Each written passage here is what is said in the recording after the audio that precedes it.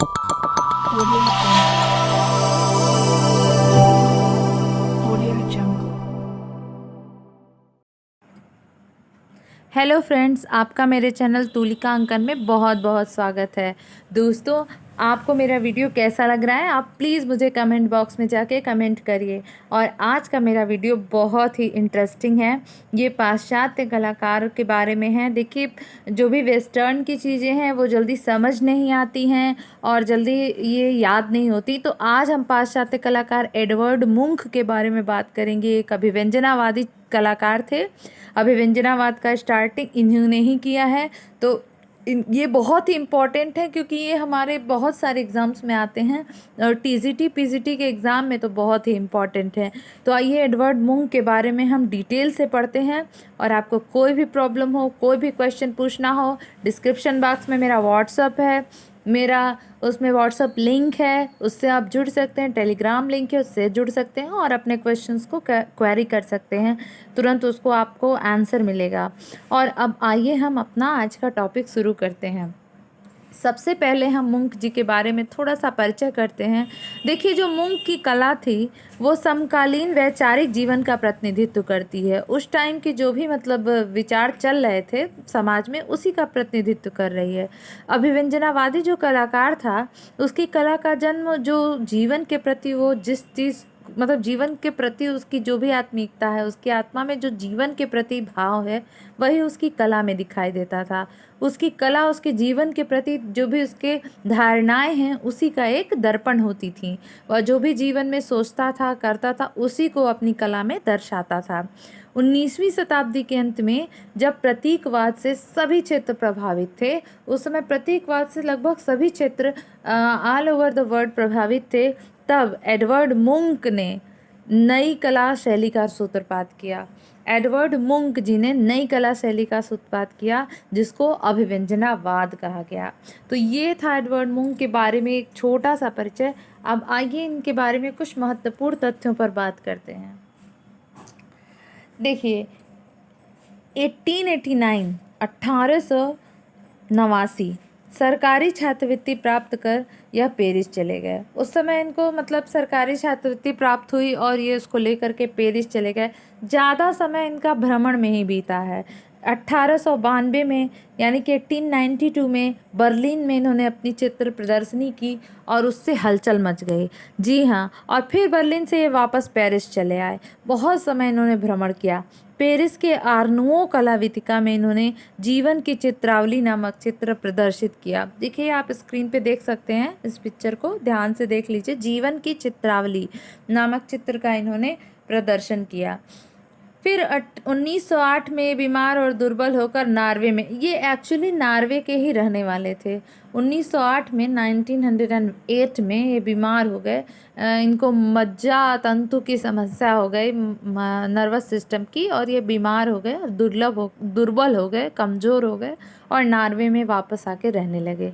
मुंक जो है उनके चित्रों में एकदम उनके अंतर्मन की आवाज़ को दर्शाया गया है। मतलब वो अपने चित्रों में अपने अंतर्मन की आवाज़ को दिखाते हैं और बाह्य रूप का उसमें कोई महत्व नहीं था।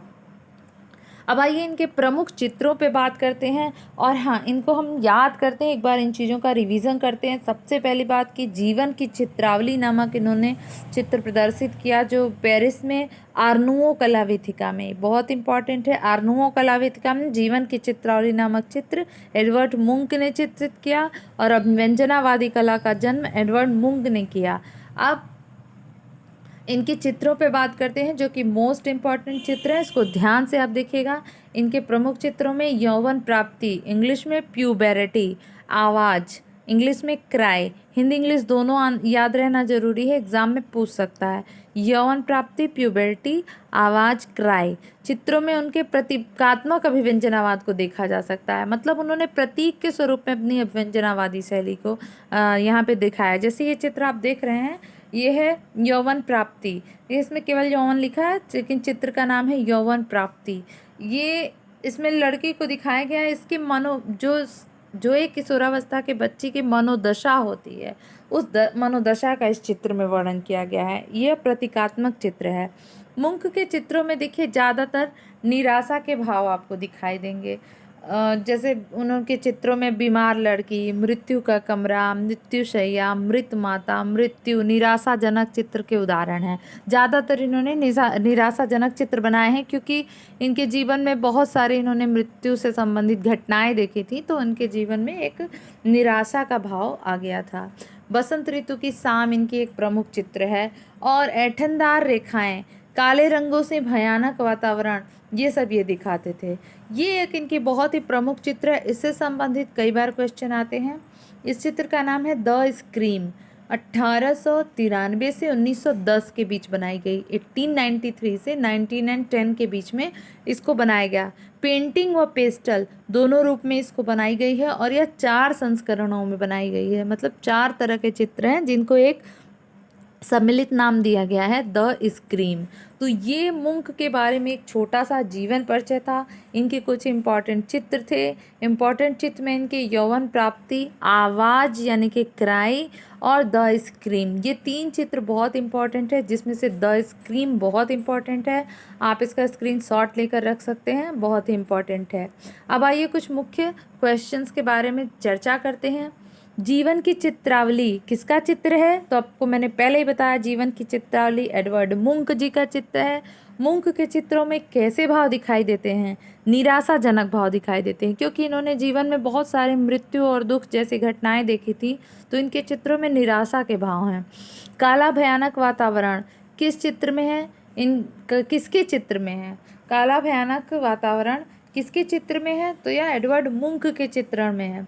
कौन सा चित्र 4 संस्करण में मुंक ने बनाया? The scream. इन्होंने इसे 4 संस्करणों में बनाया है, पेंटिंग और पेस्टल दोनों ही रंगों में। 1893 से 1910 के बीच। एकदम इम्पॉर्टेंट है, द स्क्रीम को याद कर लीजिए। अब आइए अभ्यास प्रश्न, जो हमारा कल का वीडियो था चित्र सडांग के ऊपर, उससे हम कुछ अभ्यास प्रश्न को आज करके उसे रिवीजन करते हैं। तो हमारा जो चित्र था, चित्रकला के कितने अंग हैं? पहला क्वेश्चन, चित्रकला के कितने अंग हैं? फटाफट कमेंट करें आप मुझे। मैं अब तक दूसरे क्वेश्चन बताती हूँ, तब तक आप मुझे इसे कमेंट करके बताएं। कामसूत्र की टीका का क्या नाम है? कामसूत्र की टीका का क्या नाम है? कामसूत्र की टीका किसने लिखी? चित्र का प्राण क्या होता है? रूप भेद का सटीक उदाहरण कौन सा चित्र है? बहुत इंपॉर्टेंट चित्र हैं, बहुत ही इंपॉर्टेंट क्वेश्चन है। अगर आपने इनको क्लियर किया है तो इसका मतलब आपने पिछला वीडियो अच्छे से देखा है, और अगर आपने इस वीडियो को नहीं देखा है तो मेरे डिस्क्रिप्शन लिंक में जाके आप उसको देख सकते हैं। बहुत ही यूज़फुल है चित्र सडांग के बारे में, जो कि बहुत ही इंपॉर्टेंट है। उसमें से बहुत सारे क्वेश्चन आते हैं। अब आइए इसका आंसर करते हैं। चित्रकला के कितने अंग हैं? चित्रकला के 6 अंग होते हैं। कामसूत्र की टीका का क्या नाम है? कामसूत्र की टीका का नाम जयमंगला है। कामसूत्र की टीका किसने लिखी? यशोधर पंडित जी ने कामसूत्र की टीका लिखी। चित्र का प्राण क्या होता है? वर्ण ही चित्र का प्राण होता है। वर्ण अर्थात रंग, कलर। वर्ण ही चित्र का प्राण होता है। रूप भेद का सटीक उदाहरण कौन सा है? अजंता में गुफा संख्या 16 मरणासन राजकुमारी का चित्र रूप भेद का सटीक उदाहरण है। तो दोस्तों, ये मेरा आज का छोटा सा वीडियो था। आई होप आपको अच्छा लगेगा। प्लीज़ मुझे कमेंट करें, लाइक शेयर सब्सक्राइब करना ना भूलें। तब तक के लिए धन्यवाद।